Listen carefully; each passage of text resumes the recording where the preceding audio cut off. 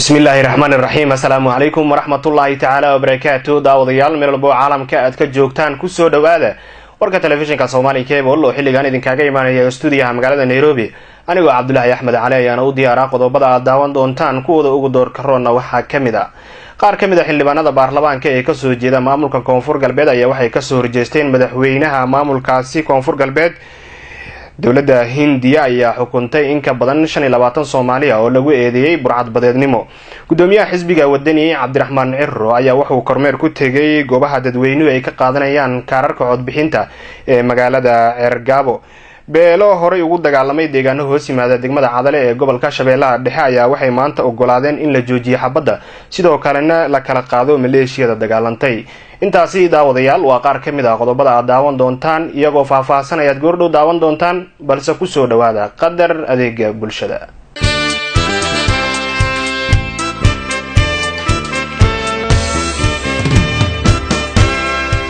wafdiga heer qaran xisbiga wadani oo hogaaminaya gudoomiyaha xisbigaas ahna murashaxa madaxweyne Cabdiraxmaan Maxamed Cabdullaahi Cirro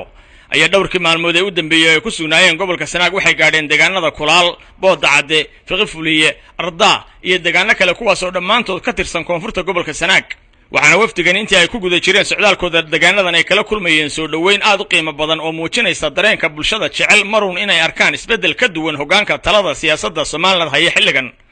waxaana bulshooyinka deegaanadaasi wafdiga murashaxa madaxweynaha xisbiga wadani u soo gudbinayeen hadallo soo dhaweynta wafdigana iyo weliba cabashooyinka baahiyaha dhinaca waxqabad la'aanta ay qabaan. waxaana hadalloodii ka mid ahaa gudoomiye soo dhawow gacmo furan iyo salaantii reer ku soo dhaweeyay caleemo qoyan meeshu waa dadkaagi waana dalkaagi waxa weeye waa lagu ammaanay markii ugu horeysay aanu aragno madaxweyne xilkaagaas oo kala sito oo yimaada kulaal inta ay dowladdu dhisay waxa weeye maanta markaa waxa weeye mustaqbal loogu horeeya weeyaan qof walbana wixii la gashay madaxweyne laga soo baxay weynaha mustaqbalka mudan Cabdiraxmaan Maxamed Cabdullaahi Cirro iyo wafdiga ballaaran oo hogaaminayo soo dhawaada baan idin leenahay. halkan waxaan dadweynaha halka safan ugu cadeynayaa mudan Maxamed Cabdullaahi Cirro inuu yahay nin wax allaala wuxuu ku ballan qaado fulinaya aad iyo aad baan Cirro iyo wafdiga ballaaran ugu soo dhaweynayaa magaalada la yiraahdo Boodacade kala tirsan degmada Fiqifuliye aad iyo aad baan ku mahadnaqaynaa dhammaan ku soo dhaweynaynaa xusbiga wadani xusbiga wadani Soomaaliyiin taacad Soomaaliyiin diyaar Soomaaliyiin halkan waa degmadii koonfurta Sanaag ee Fiqifuliye waxaan leeyahay soo dhawaada gacmo furan ku soo dhawaada kal iyo laab ku soo dhawaada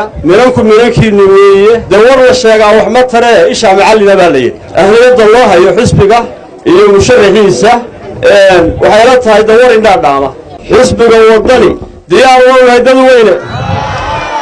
daacad ma u dad weyne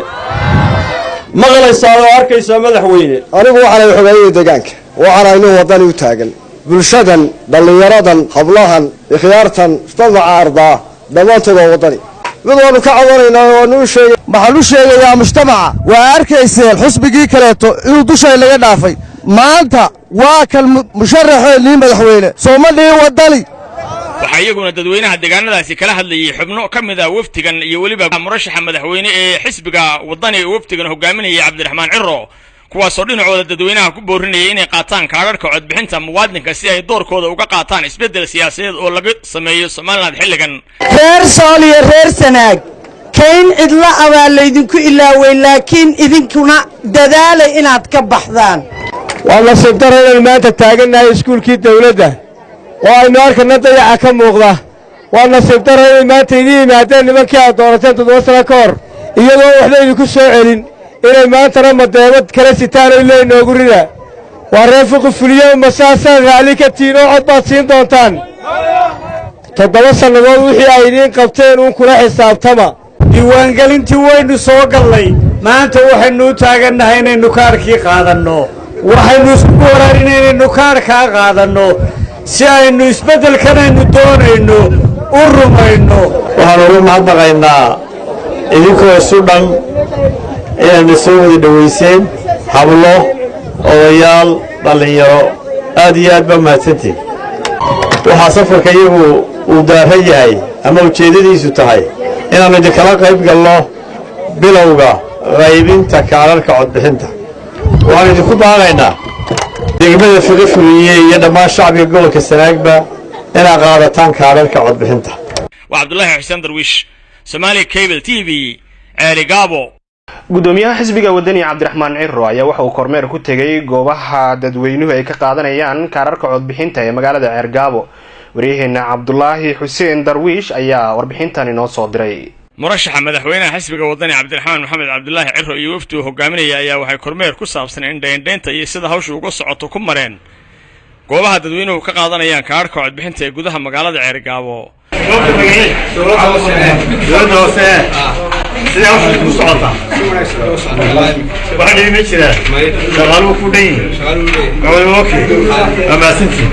sidoo kalena waxay wafdigani booqdeen xarumaha xisbiga ku leeyahay magaalada Ceerigaabo qaarkood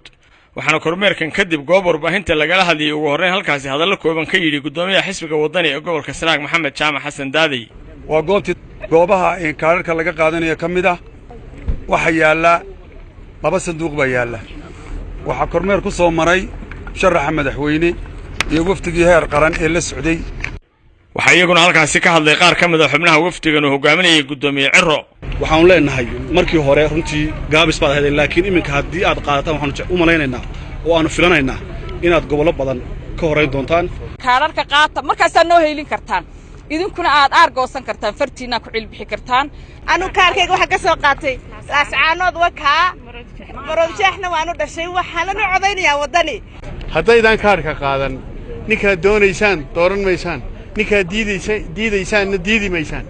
ninka tollaaya ku dhawaaqaya gobollada kala dayn wuxuu doonto maayo inuu xeradiisii ku odnaado wax weydiisto weeyaan waxaan leeyahay ummadda reer Soomaaliland meel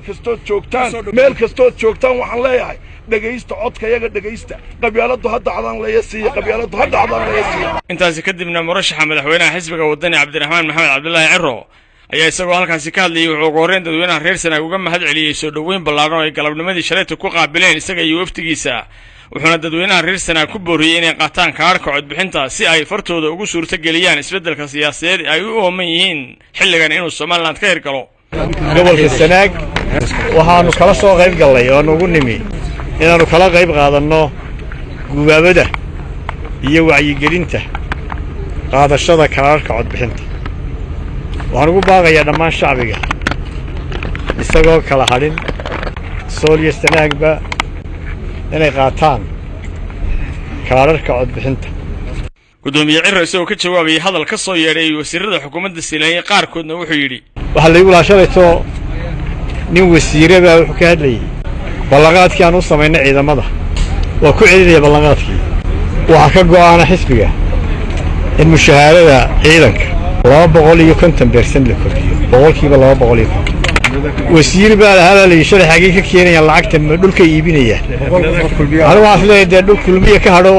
la iibiyaa ma hadhine oo tamo dhul ba ka tagteen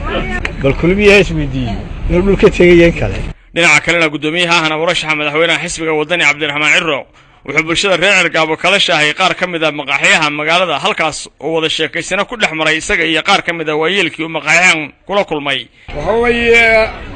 salaam wanaagsan baan idin siinaynaa waa kala qaadnay nimca kalena oo timaadeen waa helaysaa maasha Allah yana wasda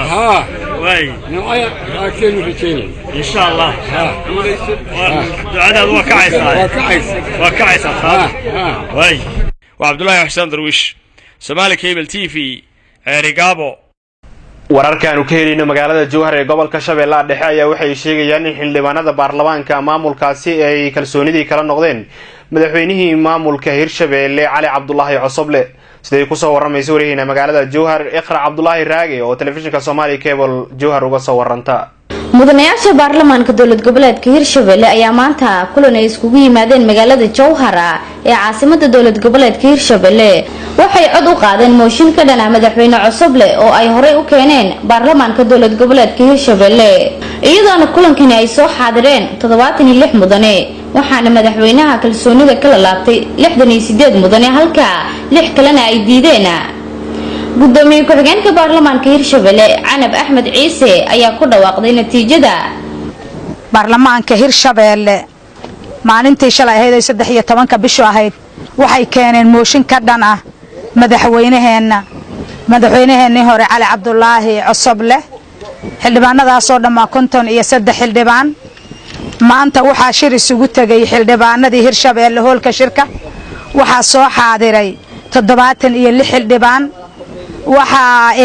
u codeystay xilka qaadista madaxweynaha waxaa u codeystay 68 xildhibaanna waa diiday 2 xildhibaanna waa ka aamustay sidaas daraadeed ayuu ansax ku yahay xilka qaadista madaxweynaheenii hore cali cabdulaahi cosoble waxaan ku shaqeynaynaa oo annagana doortay xildhibaanada Hirshabeelle ayaana doortay waxaan ku shaqeynaynaa waa culayskooda iyo waxa ay rabaan iyo rabitaankooda madaxweynaha sidaan ognahay madaxweynaha maamul goboleedka madaxweynihii hore maamul goboleedka Hirshabeelle sida aan ognahay muddo badan oo aad u badan oo 6 bilood gaaraysa ayaa waxa socday doodiisa waxa socday isqa qabsigiisa waxa socday isu imaashadiisa waxaan ognahay gobolada kamida Hirshabeelle banaanbaxyada ka dhacaya iyo diidmada iyo isku horkeenta madaxweynaha adduunka wada arkayseen labada dhagoodna maadnaan lahayn iqra Cabdullaahi Raage iqraladan tifiga caalamiga Soomaali Keebala caasimada dawlad goboleedka Hirshabeelle magaalada Jowhara shacabka ku dhaqan magaalada Jowhar ee gobolka Shabeellaha Dhexe ayaa waxay ka hadleen qaabka ay u arkaan mooshinka xildhibaanada baarlamaanka ee maamulkaasi ay ka keeneen madaxweyne Cali Cabdulaahi Cosoble sida ay ku soo waramayso wariyaheena magaalada Jowhar iqra Cabdullaahi Raage maalinnimadii shalay ay ahayd markii wasiiro iyo wasiir ku xigeen ka tirsan dawlad goboleedka Hirshabeelle ay iska casileen xilkooda wasiirnimo waxaan isla shalay qaar kamid ah baarlamaanka dawlad goboleedka Hirshabeelle ay ka geeyeen mooshin madaxweynaha dawlad goboleedka Hirshabeelle Cali Cabdulaahi Cosoble mar aan u koorgalay shacabka qaybihiisa kala duwan ee ku dhaqan magaalada Jowhar ee caasimada dawlad goboleedka Hirshabeelle sida ay u arkaan mooshinka maalinnimadii shalay ahayd ay ka gudbiyeen xildhibaanada baarlamaanka dawlad goboleedka Hirshabeelle oo ay ka keeneen Cali Cabdulaahi Cosoble madaxweynaha Hirshabeelle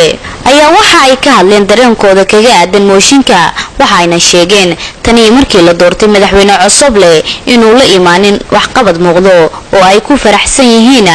mooshinka ay ka keeneen xildhibaanada baarlamaanka Hirshabeelle mooshinka ay keeneen golaha baarlamaanka Hirshabeelle ay ka keeneen madaxweynaha maamul goboleedka Hirshabeelle waxaan leenahay xildhibaanadu markii hore yaani maaragtay ay degdeg iyo yaani fudayd wax ku doorteen waana ka talinaha taa waa ka tala bixinay xilligii doorashadu ay socotay markaan anigu ka shakhsi ahaan anigu hadlo waxaan leenahay marka maadaama ay markii hore dimbaabeen oo dalka iyo dadka iyo deegaankan ay ku dimbaabeen oo khalad ka galeen oo qofan mas'uuliyadaas qaadi karin ay qorta noo saareen haday hadda ay macnaa ay ka laabteen oo yiraahdeen codkii kalsoonida aan siinaan kala laaban haday yiraahdeen waa ku maadsan yihiin waana soo dhaweeynaa ilaahayna ka baqeen dimbiga hore galeenana loo dimba dhaafaan leenahay insha Allah waxaan u aragnaa mooshinka Cali Cabdulaahi oo matana ma wanaagsan horta in mar walba dawlad la dumiyo laakiin dawladda Hirshabeelle madaxweynaha Cali Cabdulaahi way khasaartay dalkii iyo dadkii iyo gobolkii oo dhammaan khasaareen marka waa mooshin fiican aan leenahay asagu ma jeclin dadka in dawladaha la dumiyo laakiin Cali Cabdulaahi marna ma shaqeyneen hal xafiis kama furay magaalada Jowhar balweyna sidoo kale waa dhibaatooyinka la gaarsiin aad u badan yihiin marka xildhibaanada waxaan leenahay maadaama ay anagu aan iyaga soo dooranay ay noo dooreen in aan dadkan iyo dalkan qaadi karin inay naga bedelaan kuwa hadda ka maqnaa inay ku soo biiraan taan kula talinayna insha Allah haddaba qaar kamid ah haweenka ku dhaqan magaalada Jowhar dhankooda waxa ay ka dhaheen mooshinka madaxweynaha mooshinka laga keenay aad iyo aad ayaan ugu mahadsan yihiin xildhibaanada mooshinka ka keenay magaaladan maamulka ka dhisnay maamul gobolka ka dhisnay oo maxaan ku raad gobolka Shabeellada Dhexe u magacaabay hadda wax maamul ama gobol ama Hirshabeelle meel aan ku tiirsanaaba ma naqaano magaalada way kala soo jirtay xagga ganacsiga waa iska ganacsi jirnay hadda ganacsi male wax shaqaaha sheegin xildhibaanada Hirshabeelle waxaa mar labaad iyo mar koowaad iyo mar labaad iyo mar saddexaad baan ku celinaa mooshinka ay ka keeneen madaxweynaha waa inay ku adkaystaan ee maxaan ku raadaa aysan ka noqonin maxaan ku raadaa gobolka Shabeellada Dhexe aad iyo aad ayaan ugu faraxsanahay mooshinka laga keenay madaxweynaha ayna ka keenay xildhibaanada Hirshabeelle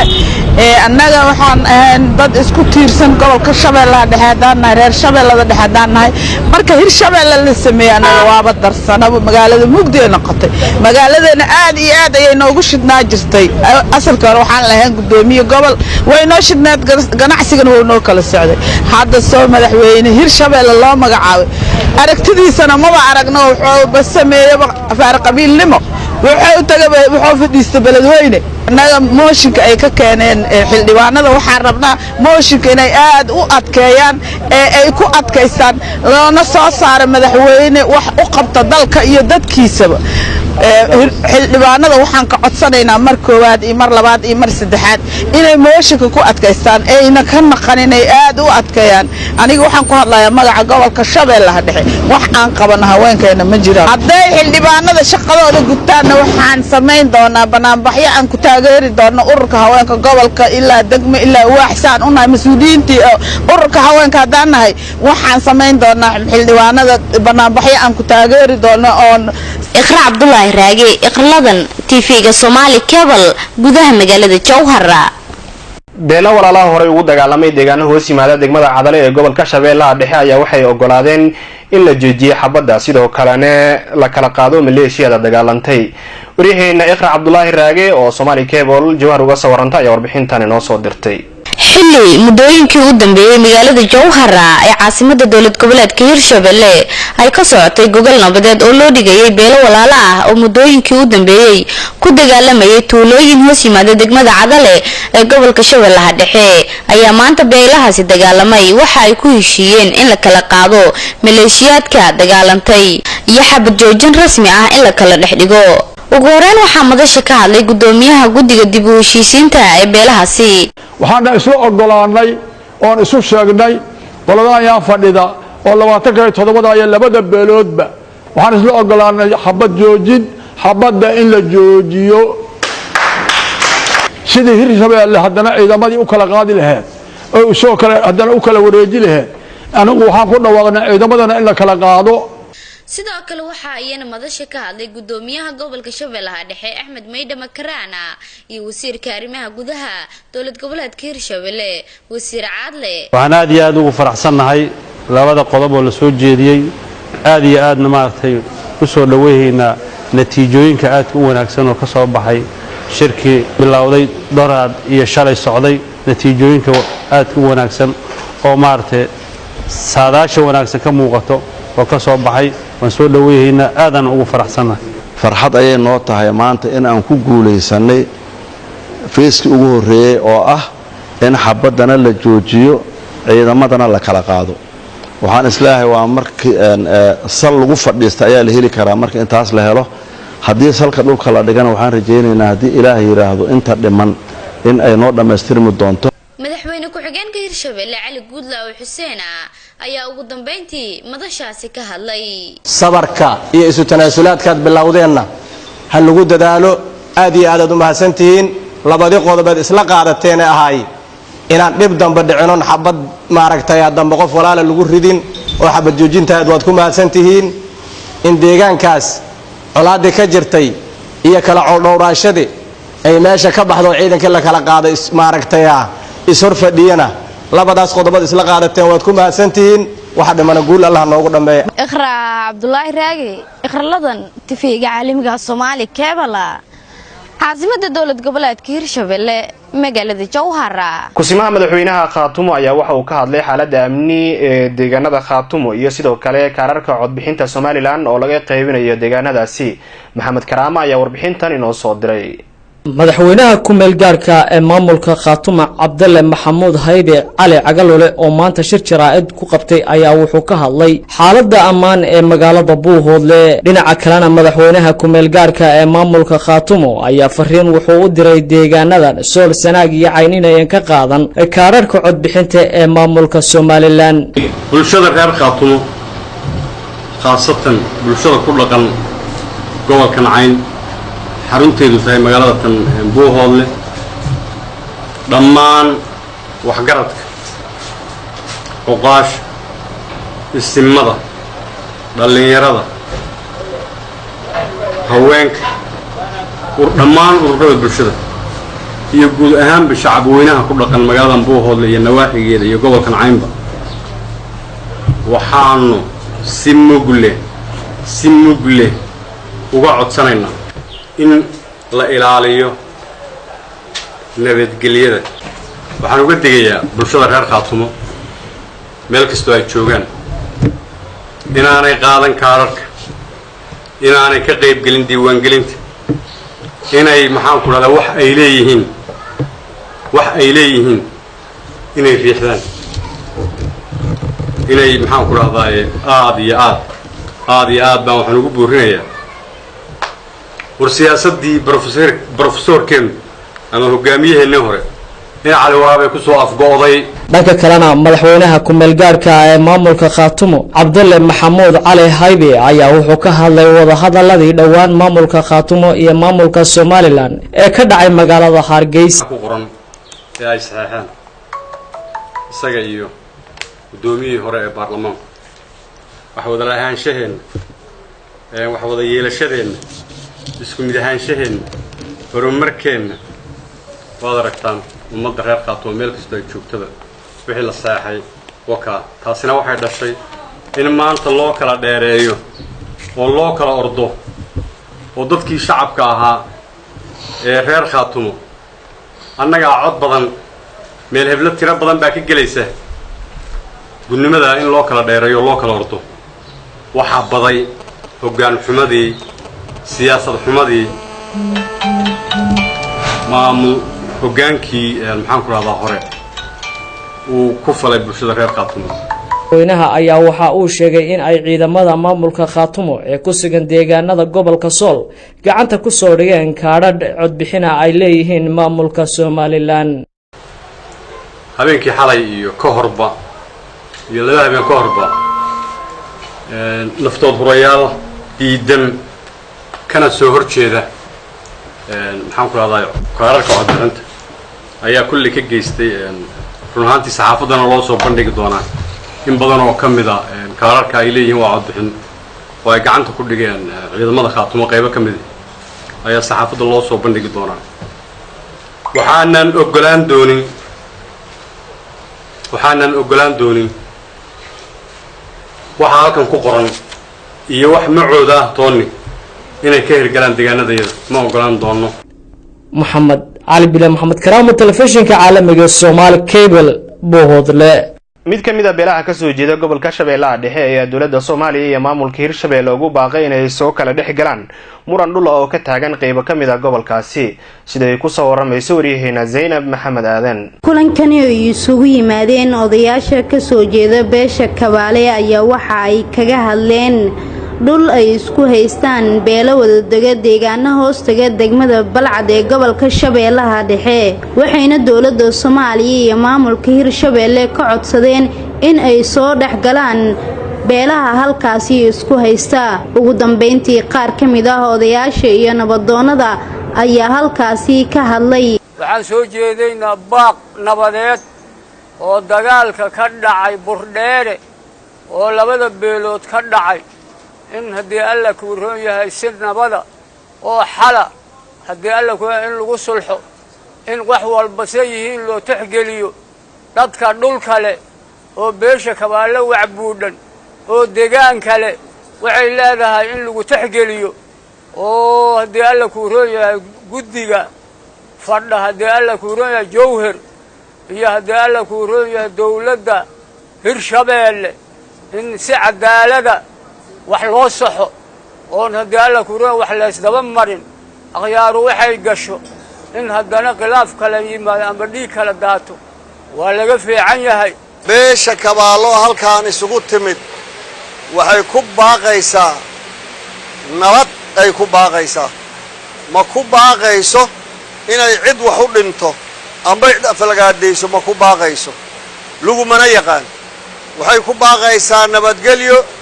waxay ku baaqaysaa dhib ka dhacay oo ka dhacay Burdheere oo wax laga xumaadaa dadkii dhintana allaha u naxariisto ahlu jannana allaha ka dhigo dadka dagaashana waxay ku baaqaysaa in nabad lagu soo dabaalo oo colaadda la dhammeeyo oo haddii ilaahay idmahayo lagu galo cadaalad waxaana lagu mahmaahaa mihigeed ku jiro iyo gar eexeedba waa go'daan ma dhammaadaan mihigeed ku jiro iyo gar eexeedba waxaa lagu yaqaan inay go'daan Soomaalida waxay yiraahdeen mihi nin lagu soo dhaweeyo nin baa lagu dhaqaa dhiigaan daboolaynaa dadaan kala ceshahaynaa loo tago meesha yaan dhiiga la badinin dadka inta la soo dhaweeyo dad yaan la dhaqaajinin kabaala wax buuran dhulkaas iskale taariikh uu leeyahay dadka iga horeeya horuu sheegay taariikh uu leeyahay dhulkayna webigana waa galaa badana waa galaa ceel xaqsulo galaa iyo yeelada sabuun oo ugu weyn madaxweynaha ra'iisul wasaaraha gudoomiyaha baarlamaanka xildhibaanyada wasiirka arrimaha gudaha waxaan rabnaa hor dhibaatada aan sheegahayno haddaana beesha kabaale inay dhagaha u furaan ogaalna ay ka noqdaan waxaan rabnaa in wanaag lagu wada noolaado in qof walba xaquuqdeeda la dhowro kuma yaal abgaal dhexdiisa dhul qabsiya nin walbana dhaxalka aabiis asagaale haddaan lagala tashanay cid kale inay maamusho doontana waxaa imaanaysa waxaan la filanay ma gaarin heer beesha kabaale la yidhaah waxay leedahay anaa u maamulayo ma maamulo karto waa beentaasu been waaye beenna ninkii sheegay waa kaadib maxamed aadan Somali Cable magaalada Muqdisho qaar ka mid ah xildhibaanada baarlamaanka ee ka soo jeeda maamulka Koonfur Galbeed ayaa waxa ay ka soo horjeesteen madaxweynaha maamulkaasi Koonfur Galbeed sida ay ku soo waramayso wariyaha magaalada Muqdisho Zainab Maxamed Aadan shirkan jiraayad oo isugu yimaadeen qaar ka mid ah xildhibaanada golaha shacabka ee ka soo jeeda deegaanada Koonfur Galbeed ayaa waxa ay taageereen go'aankii ka soo baxay xildhibaanada maamulka Koonfur Galbeed ka oo ay kaga soo horjeedeen madaxweynaha maamulka Koonfur Galbeed waxayna sheegeen in madaxweynaha maamulka Koonfur Galbeed uu hareer maray dastuurkii u yaalay ugu horeyn waxaa halkaasi ka hadlay xildhibaan Idris Cabdi Dhakhtar oo sheegay in abaaraha ka jira deegaanada Koonfur Galbeed loo gurman waayay sababo la xiriira in deegaanadaasi qaarkood aysan gacanta ku haynin maamulka Koonfur Galbeed uuna ku guuldareystay madaxweynaha maamulka Koonfur Galbeed 50,000 oo qoys ay baydhabo joogaan oo ay soo barakaceen waxyaalahaasna waxa waaye dadku waxay ka soo barakaceen waxa waaye amni daro iyo gaajo meesha ka dilaacday marka annaga dawladda dhexe waxaan ka codsanaynaa wadankaas waxa ka maqan laba mashruuc ka maqan waa mashruuci maxaa la leeyahay biyaha wadankii abaar uu noqdo malaha kayd oo daaq ah ama cows ama la kaydiyo male dawladdii xisaabtami lahayd oo arintaas sameyn lahayd waa dawladda uu madaxweynaha ka yahay Shariif Xasan waay oo safaradiisa badan 720 jeer oo safray oo wuxuu aaday wuxuu dibaddu aaday aan la ogeyn waxaan rabnaa ninkaas inuu iscasilo sida ugu dhaqsiyaha badan in maxaa la leeyahay fursadu haystaa wadankaasna maxaa la dhahay maamul sax ah loo raadiyo dhinaca kale xildhibaanad Aamina Cali Xasan ayaa waxay ka hadashay xolaadaha soo laabtay ee ka jira deegaanada gobolka Shabeellaha Hoose iyadoona dawladda Soomaaliya iyo maamulka Koonfur Galbeedba ka codsatay in dagaaladaasi soo laabtay la dhaxgalo Shabeellaha Hoose wuxuu noqday gobol la hilmaamay waxa ka sii daran habka loo qaybiyay wixii markaan fiirinay totally wuxuu yahay gobolkaas in la iska iloobay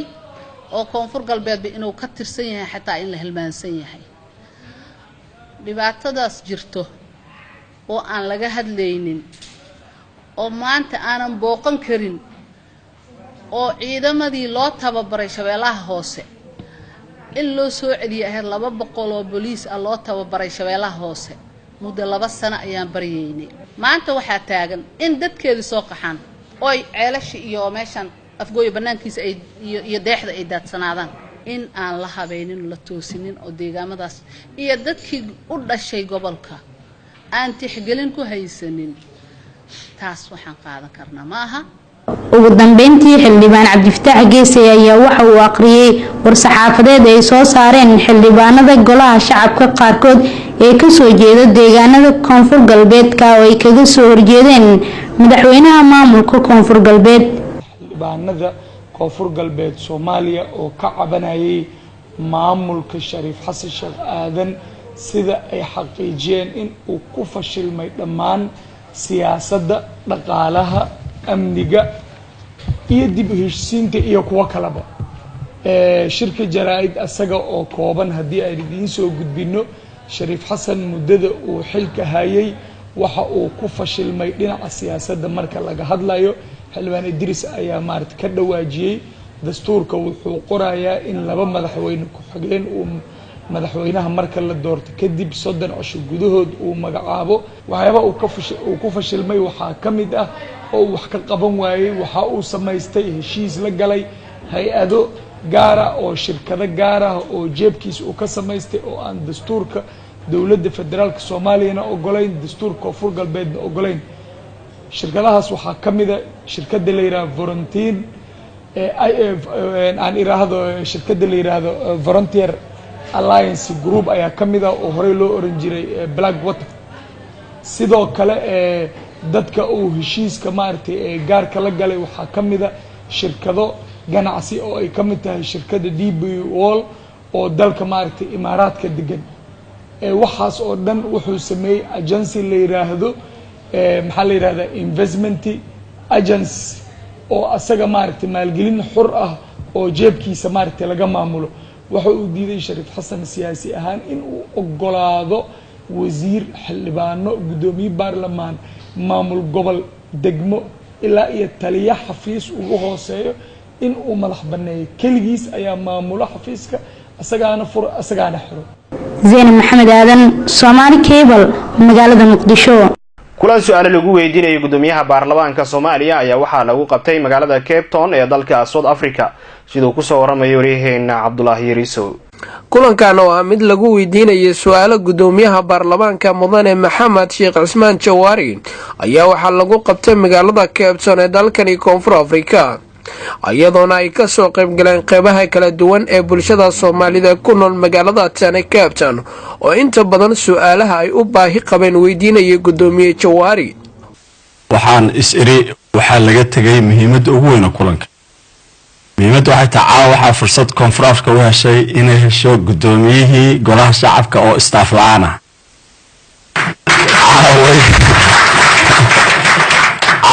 wax badan oo annaga safaaradda aan ugu haysataan oo constitutionka waddanka ah federalism baa la qaatay meeshuu ka bilaabmo meeshuu ku dhammaado awoodaha sida loo kala leeyahay waddankan haddii qof Soomaaliya maanta nool uu xogogaal u yahay meesha uu ka yimid iyo meesha u socda labadaba waa wiilkaas madaxa cad Professor Jawaari waxaan rabnaa marka annagu asagaan soo dhaweynaynaa gudoomiye aad iyo aad marka hore ku salaamayna oo aan kaga mahadcelinayna maashaaga ma jira dadaal golaha shacabka uu wado oo ku aadan sidii looga bixi lahaa federaalkan iyo muxuu ahaa waxyaabahan ummadda googoynaya magaca loo bixiyay magac qurux badan waay laakiin waa lugoyo.com marka ma jira wax looga baxay qorshe insha Allah taala ay ku muxuu mashquulsan xukuumaddu iyo waxaan ka wada golaha shacabka ama santii waa Bahja Cali Maxamuud waxay su'aasheedu ku socotaa gudoomiyaha golaha shacabka mudane Jawaari su'aasheedu waxay tahay ma weydiinay su'aal ku saabsan constitutionka waxaan aan arday ka soo baxay jaamacad Simad sanada 2016 wax badan oo constitutionka Simad ay imtixaan ugu soo galay marka laakiin qof walba markuu dhibaato arko ayuu maxaa la dhahaa su'aal uu sheegtaa dhibaatada arko waxay aniga Soomaaliya markaan joogaa jaamacad Simad aan ka baxay 2016 waxaan rabay inaan South Africa u soo aado waxbarasho si aan ugu sii wato honorskayga ama masterkayga saadarteed Soomaaliya waxa igu adkaatay inaan Soomaaliya inaan South Africa visa u soo helo si aan halkan waxbarashada ugu sii wato marka waxaan su'aasha ku weydiinaa waxay tahay Soomaaliya iyo South Africa waxyaalaha caqabadaha diidan waxay tahay in dadka Soomaaliyeed ardayda ah qaasatan in maxaa la dhahaa wadanka safaarad ku helaan visa ay ku soo qaataan si ay straight halkan ugu imaadaan waxbarashadooda ay u sii wataan gudoomiyaha Jawaari Professor Jawaari waxaan aaminsanahay gabadhaas haddii hal erey u dhaho ereygaas uu soconay boqol gabadhu waxay u xayiran tahay waa visa kharash maahan inta kharash waa la bixin karaa ka dhalinyaro South Africa ahaan baan u bixin karnaa haddii visa loo helo laakiin visa waxaa bixin karto dowladda Soomaaliya ama isbitaalada waaweyn adduunka u dalban karto gabadhaas ciidanka Soomaaliya dhaawac bay ku tahay gabadha haddii waxba loo qaban waayo waan aaminsanahay dad badan oo dhaawac oo dhibaataysan ma jiraan laakiin waxa ay danqiyay waxa weeyaan gabarnimada magacayga waa Abuukar Maxamuud Macalin Abuukar Buuka ahna guddoonka dhalinta Koonfur Afrika waxaan rabaa safiirka inaan weydiiyo inta badan waxaan aragnaa safiirka inuu u yimaado markuu kaliya uu wafdi u yimaado inta badan meeshaan waxaa dhibaatooyin ku gaaraa dhalinta Soomaaliyeed maalin walba waxaan dugnaa tobaneeyo waxaan gudaa dukaaman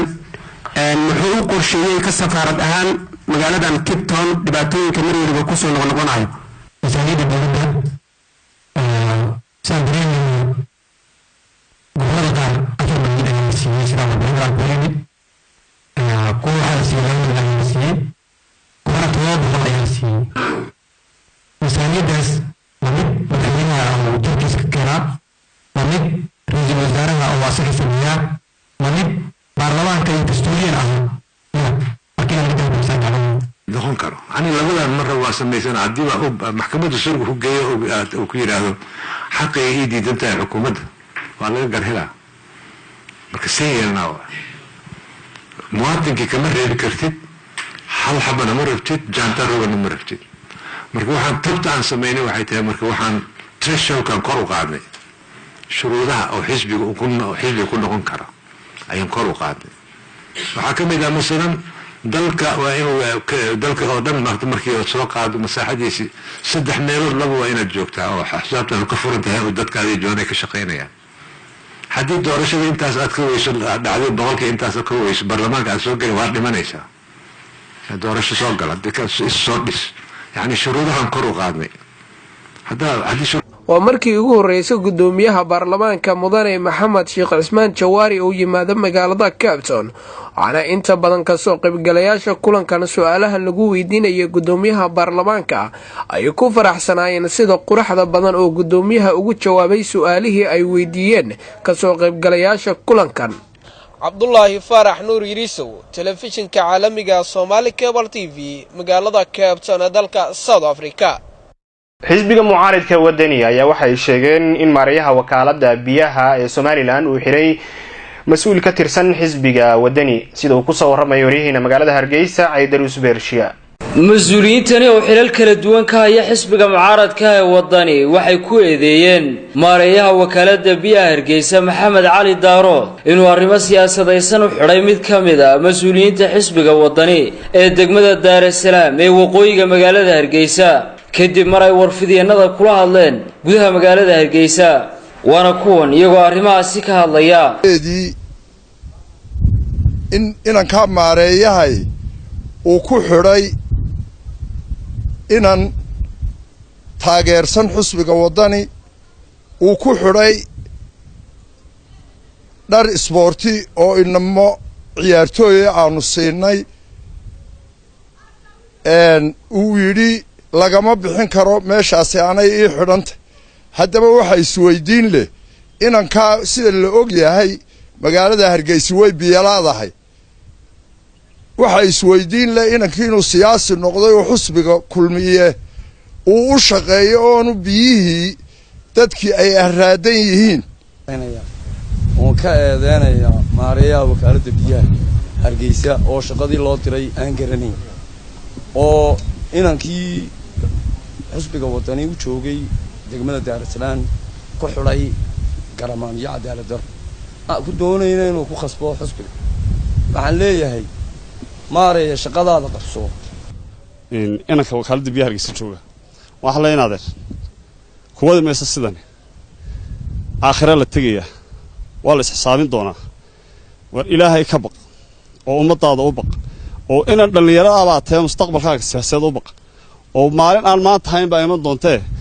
kada taxadigan geesiisa mar ay warfideenadu la xidhiidhay maarayaha wakaalada biyaha Maxamed Cali Daaro waxa uu sheegay inuu jiro ninkaasi la xidhay balse aan loo xidhin arrimo siyaasadaysan sida ay sheegeen mas-uuliyiinta xisbiga wadani ee loo xidhay arrimo amniga ku saabsan kadib markii uu calamageeyay goobo shaqada biyo ballaadhintu ka socoto